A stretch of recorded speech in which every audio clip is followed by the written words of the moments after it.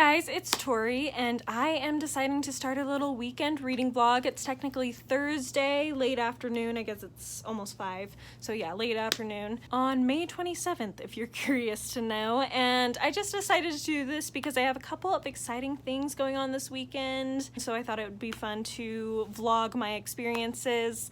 And of course, I'll be doing lots of reading, so we'll be chatting about that. So I was going to start this actually tomorrow on Friday, but I decided to start it tonight because I'm actually going to see Cruella with my sister tonight. We just spur of the moment decided to go together, so it should be really fun. I don't know how you guys feel about it, but I'm excited to just see how it goes. I don't have super high expectations necessarily, but it's one that I'm curious to see how it goes. Plus I get to go with my sister, which is always a blast. So also sorry about this no makeup Tori that you get to enjoy today. I worked at one of my jobs where I have to get up a little earlier than usual this morning, and usually when I work that job, especially because I'm like back in my little corner just alone, I don't usually do my makeup on those days because I just don't care enough in the morning. I mean, I make myself look presentable, but I don't usually do makeup, and nobody really minds that much, so probably will always do that. But anyway, I wanted to chat a little bit about what I'm reading to start this off. So I just read a few chapters of Great Expectations by Charles Dickens. I am so close to the end. I just have about that much left, and a lot of that is notes, so very, very close. There's literally like, I think 5 chapters left that I'll probably finish up. I'm hoping by Saturday is my goal. But you guys, I'm loving this. The chapters I just read blew my mind. They made me tear up at the end. I'm just getting very emotionally invested in this story, more than I thought I would, especially the second quarter of the book. I was really struggling through, and so at that point I was like, oh, I don't know about this, but it really picked up, and now I'm just in love with it. Definitely probably going to be a 5-star read for me. The other book I want to mention is one I'm enjoying even more. I'm seriously obsessed with this book, and that is The House of Mirth by Edith Wharton. I am a little over halfway through it. I'm hoping also to finish with this weekend if possible as well. I think I can, because I'm very invested in the story, and it's really gripped me.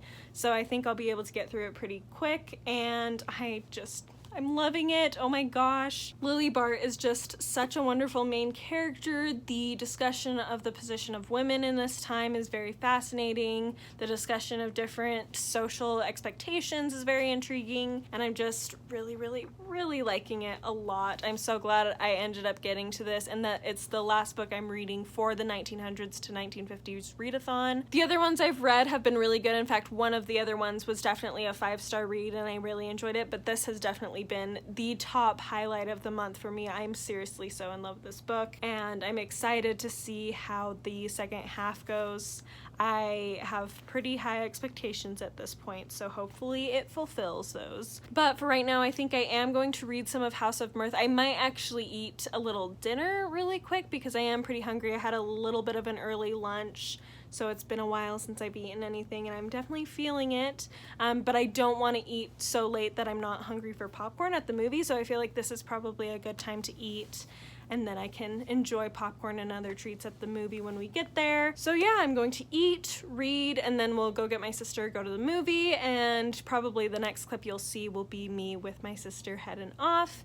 And yeah, hopefully this ends up being a fun vlog. Living the high life with my cup of noodles, stir fry. It's sweet chili flavor, which I haven't tried before, but it looks yummy and cheap and enough to hold me over for the next couple hours till the movie. Hi guys, so I did not end up filming my sister and I going to see Cruella, but it ended up being really good. I enjoyed it. It was a lot of fun. Definitely one that I think some people won't like as far as just the villain origin story aspect to it. There is a little bit of kind of like making her more sympathetic in some ways, but there's also, I think they did a pretty good job of making it so that you can tell even when she's little, she has this kind of attitude about her and this complex with authority and things like that. And so you're able to see that she can become who she becomes pretty well, even from the time she's a child. But it's kind of made to look like she has 2 sides to her that are kind of battling. And the Cruella side comes out on top. But I will say there's a little bit of this like sympathetic backstory to her that I think some people might not appreciate. But I do feel like it was done pretty well, and it was a lot of fun. The costumes were so fun. The music, all the 70s jams were just fabulous. And it's definitely one I would watch again because I did think it was really enjoyable. Again, I don't think it's going to be for everybody. I think some people are going to take issue with it.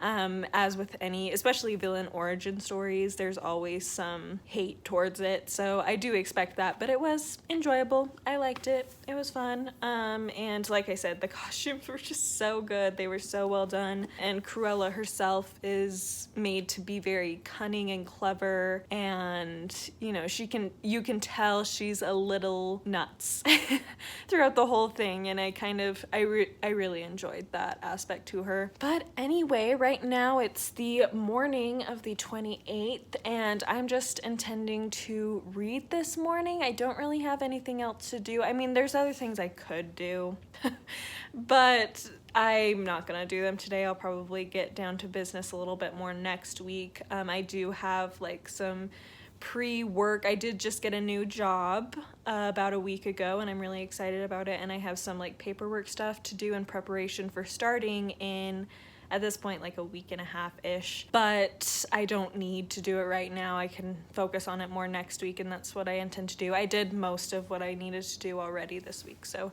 anyway, there's that. And then I was considering possibly filming, but I don't think I will, besides this vlog, obviously. And then I was considering looking up some scholarships, as I'd like to apply to at least a few this summer before I get started back into school, just for extra financial aid. But I decided I'm actually in a reading mood, and I don't always feel that way early in the morning. Well, it's not that early, but so usually in the morning I struggle to get myself to read because I just have my brain going all over the place, but I actually feel like reading. So I'm gonna take advantage of this. And while I have time, I do have work this afternoon, so I'll have to do that. But for this morning up until then, I think I'm going to just read away. So we're gonna start with a couple chapters of Great Expectations. It's literally like 10 pages, 12 pages that I have to read in this, so not much at all, shouldn't take me very long. And then I'm going to work on the House of Mirth. I did not get very far in this yesterday before the movie. I did finish my section for the day, which was good. But I kind of want to try to finish this by the end of today. Will that happen? We'll see. I have like a little over 100 pages left, so it's possible, but it is going to be a push for me.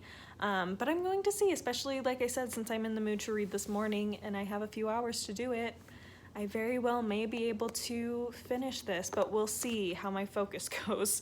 And then I'll also be able to read after work tonight too, so I think it's very possible, but we will see.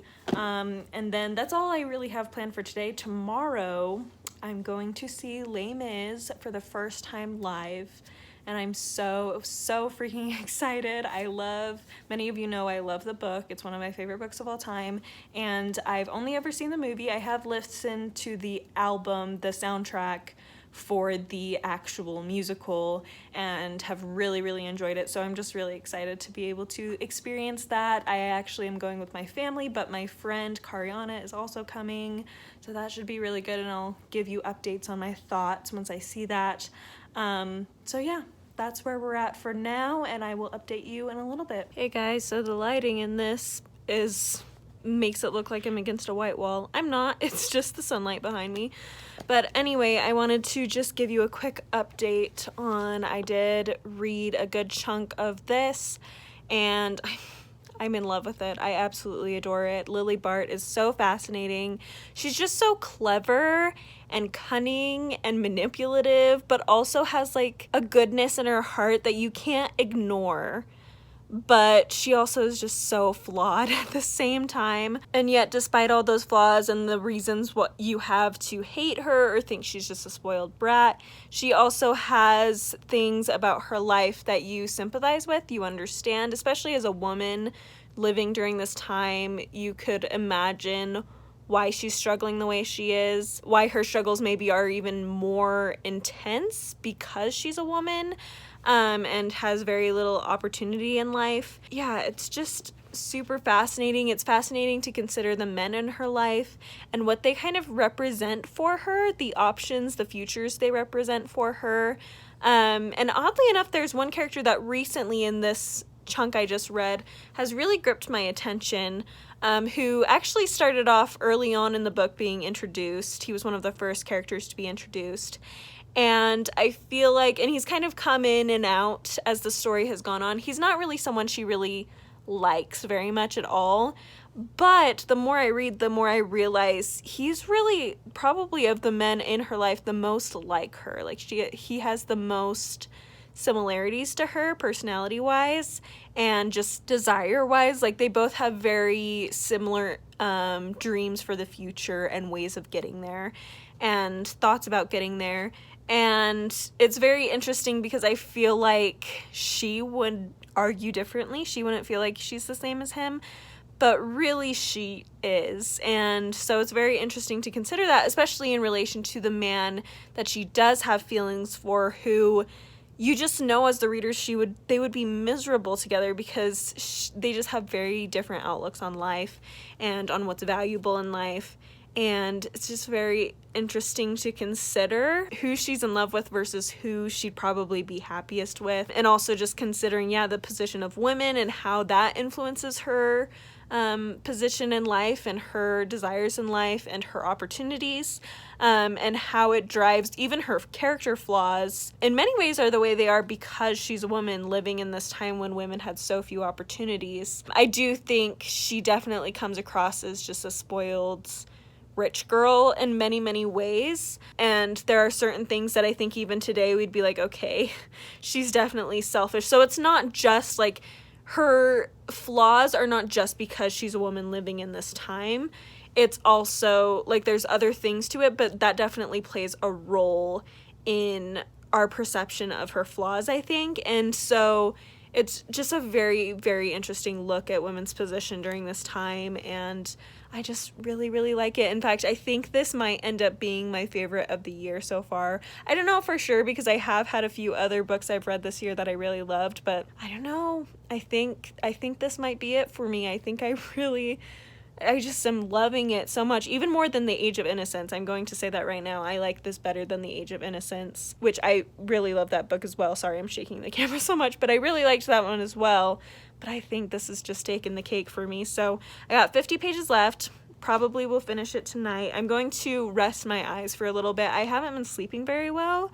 Don't really know why, just having weird dreams. Last night my apartment started getting really hot. I think my roommate turned off the AC, so it kind of woke me up that way. And then I also had a fly in my room that kept bothering me this morning, so that also didn't help my sleep. So anyway, I'm going to just kind of rest, listen to some YouTube videos before I go to work in a few minutes, I guess like 20-30 minutes, and then I'll finish that tonight, and I'm really excited. Hi guys, so just got back from work, and on my way home I was actually listening to the Les Mis soundtrack in preparation for tomorrow, and I just have realized that I'm going to bawl through this entire show, and not just because of like what happens in the show, but I think I'm just gonna cry just with excitement to be there from the get-go, and then I'm just gonna get emotional because of everything that's happening. I just listened to the soundtrack and some of the songs get me emotional. That's how much this play hits me. So we'll see how it goes. I mean, I also listened to Hamilton, a couple Hamilton songs, and it makes me just cry just listening to them in the car. So, anyway, just an emotional person, I guess. I will say, in my defense, I don't like full-on tears all the way down the cheeks cry. I usually just kind of tear up, and maybe have one or two little drops, but I still definitely get emotional, so we're gonna see how this goes. But anyway, I'm going to finish the House of Mirth. That is my goal tonight, and we'll just see how the rest of this goes. I really hope it ends good so that I can just fully love this book, because so far it's just so good. It's so good. I'm in love with it.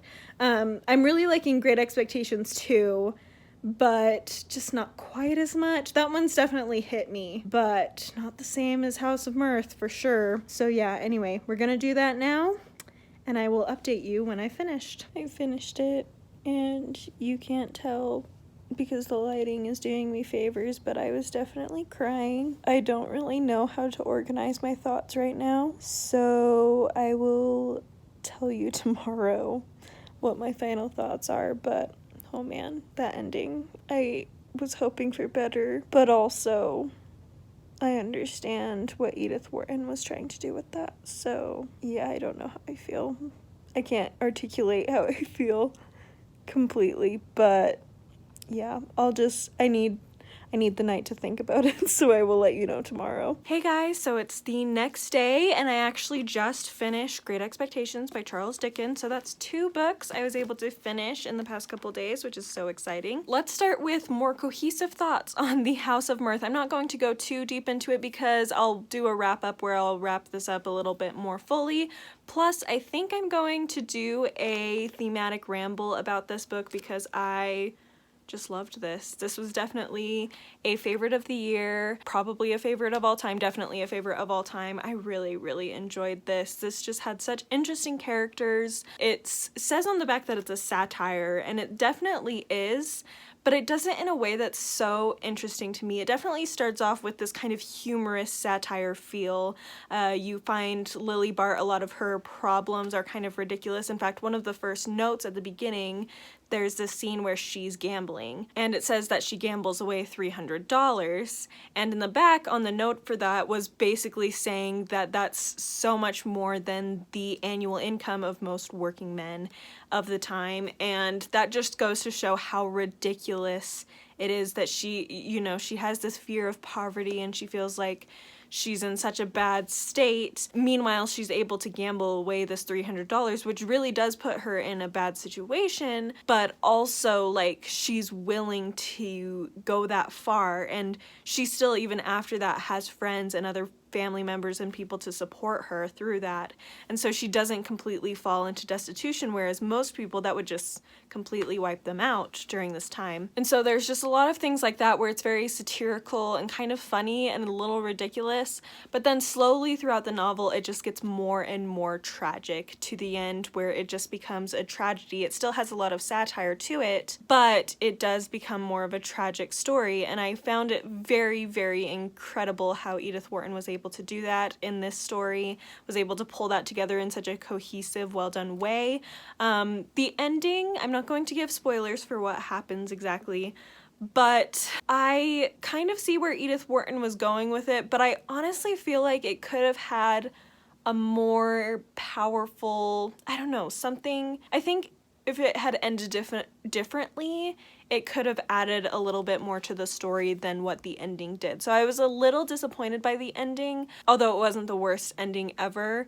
And I think I've heard before people said that it was a very jarring ending, and I could kind of understand. It was very abrupt and dramatic, but I feel like it flowed pretty well. There was some warning beforehand throughout the book, which was done very well, to be totally honest. It was done very well how there was foreshadowing to this and this tragic ending. Sorry if you consider that a spoiler, but yes, it's a tragic ending. Yeah, I really, really liked the way Edith Wharton put this story together, despite the ending that I wasn't overly enthusiastic about, but I still feel like it was fine. It wasn't awful. And the characters in this are fascinating. Like, I just have so many thoughts on this, which is why I'm considering doing a thematic ramble where I can just discuss all my thoughts about the different characters and their interactions. Last time I did a thematic ramble, my first one that I've ever done was with the Woodlanders, and the way I did it was plot point by plot point, but I think with this one I might do more of a focus on different characters and what they brought into the story. I feel like this one will be easier to do to discuss what I want to discuss if I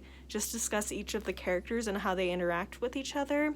So we'll see how that goes as far as the spoiler-free section at the beginning, but anyway, this was just so good. Definitely a new favorite, and one I'll definitely return to as well. Yeah, I'm just falling more and more in love with Edith Wharton. I read Ethan Frome, and that one I didn't really like, but before that I read The Age of Innocence, and I loved that one, and then reading this, I love this even more, so I definitely am seeing Edith Wharton more and more as a favorite author of mine, and I'm excited to continue with her work. As far as Great Expectations goes, I really enjoyed this as well. I gave these both 5 stars. Definitely preferred the House of Mirth over Great Expectations, but I still really enjoyed this one. There was a lot to talk about with this. In fact, I'm considering doing a thematic ramble about this one as well. It just was really powerful, and there was definitely a portion, like I mentioned before, where it lost me a bit, but I really find Pip and his experiences with different people very fascinating, and how the different people impacted his life according to what he allowed. I don't know if that makes sense. Like, he allowed certain people to impact his life in certain ways, and that sort of drew him on this path to become the man he becomes. Miss Havisham is just fabulous. Estella is a wonderful, interesting character that I'd love to revisit this book and really dig deeper into her character and her character flaws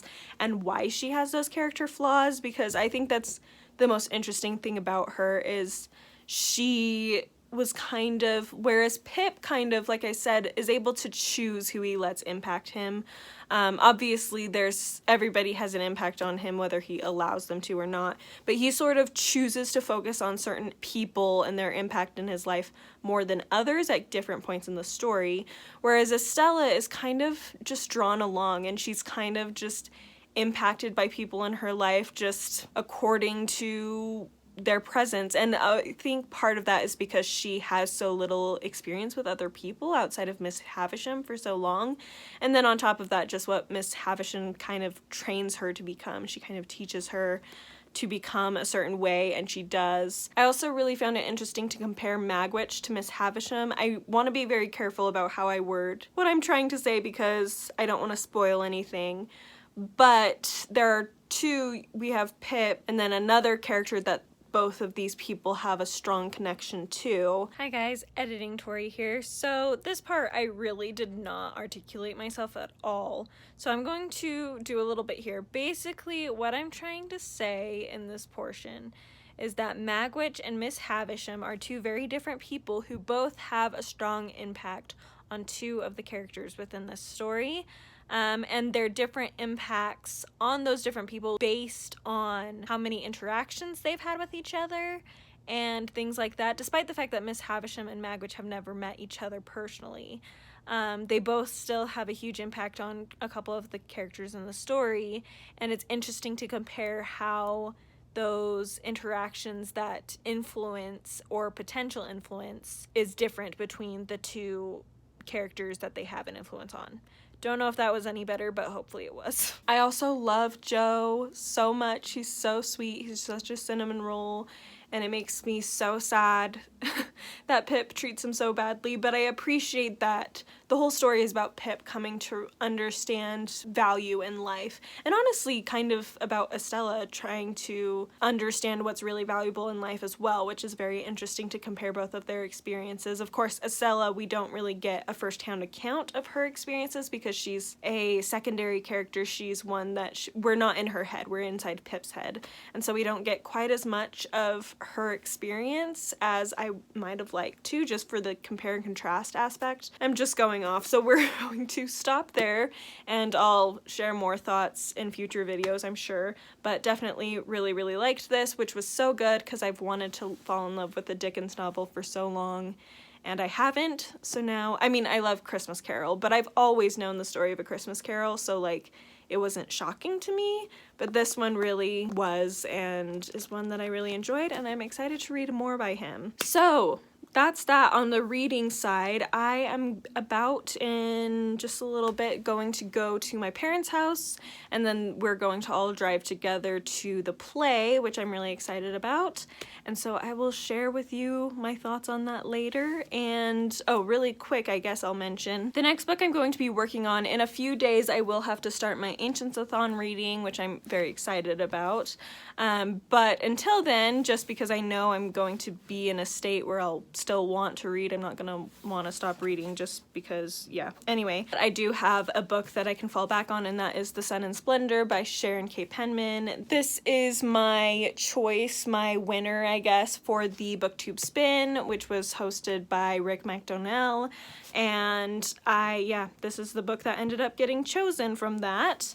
And so I want to start working on it. I'll probably be working on it throughout the month of June, which will be kind of fun because it's Ancients-a-thon. And so while this obviously wasn't published or like written during that swath of time that Ancients-a-thon is covering, which is pre-1700, it is taking place during that time period. And so I think it will be fun to be reading this to add to Ancients-a-thon while also giving me maybe a break from some of that literature when I need it. Plus it's huge, so it will give me a lot of material to work with, I'm sure. So anyway, we'll be working on that. But right now I think I'm going to go eat lunch so that I'm not like starving throughout the play, and I will talk to you later. Hi guys, so I am going to wrap up this vlog here. It's been a couple days actually since I saw Les Mis, and I loved it. It was so well done. There wasn't a single actor that I found to be a weak link, which is always wonderful to experience. It was just so amazing. It was my first time seeing it live. I think I mentioned that before, but it was just incredible. I love that story so much. I love the characters, love the music. It's one of my favorite stories, so it was just incredible to see it live, performed all on stage with all of the songs. They did, of course, cut down a few little parts, as most productions do, because it can get really long. But yeah, it was just fabulous. I love Fantine. She's definitely my favorite character. I just love her so much, as I do Jean Valjean himself. Javert, oh my goodness, his voice was amazing. He was probably the best voice up there, or definitely one of the best. I mean, all of them, like I said, were great. There wasn't a single one that I would find a weak link. If I were to critique something, I think the only thing that didn't work particularly well with my preferences was Monsieur Thénardier, really the Thénardiers in general. I kind of picture them being a little more slimy and like clever while also being idiots. You know what I'm saying? Just like terrible, awful people, but being pretty clever about, you know, tricking people and whatnot. And I felt like this couple, especially Monsieur Thénardier, he was just kind of a little bit more of a big bumbling buffoon, a little bit. So he wasn't quite characterized the way I usually imagine him. That being said, he didn't do a bad job either. It was totally just a preference thing. I prefer it a little bit differently, but I wasn't like hating on the way he did it either. So anyway, that's my one critique, but really it was so good. I love it so much. Also, I found out that apparently this theater that was doing it is the only theater in America currently running Les Mis right now. So that was also kind of exciting, knowing we were one of the only people who is getting to see that particular play right now. So anyway, yeah, that's my weekend. Thanks so much for watching. Let me know down below your thoughts on any of the things I read, on Les Mis, if you have any thoughts on that, on Cruella, if you've seen that. Yeah, it was kind of a fun weekend, and actually in the next couple of days I'm going to, I guess tomorrow, because it's the 31st, I'm going to start up my Ancients-a-thon vlogs. So I'm going to do 2 of those, one for the first half of the month, one for the second half. So I look forward to that as my next vlog, and then I'll of course do other videos in between. And actually the morning you're seeing this, tomorrow night, so I should be posting this vlog tomorrow, and then in the nighttime on June 1st, we're doing a live show over on Jennifer's channel for Ancients-a-thon, so be sure to check that out if you see this in time and know about it in time, excuse me. And yeah, that should be everything. Again, thanks for watching, and I'll see you next time. Bye!